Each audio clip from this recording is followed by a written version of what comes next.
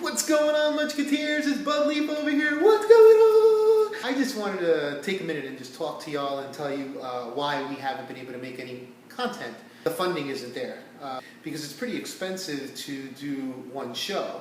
I have a lot of content that I want to put out, and I have a lot of ideas that I want to do. I have a lot of cool recipes that I've come up with that I really want to give to you, my fan base, my Munchketeers.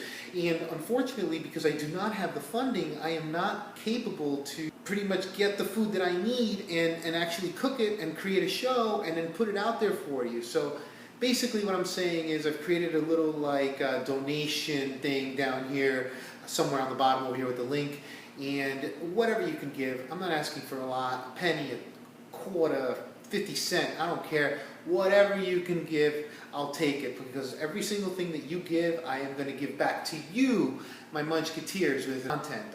I will give you Bud Leaf, but unfortunately right now I just don't have the funding to do it. So all I'm asking is, if you can, please click the link below, donate a couple of quarters, nickels, dimes, pennies, whatever. Even $1, man, that'd be great.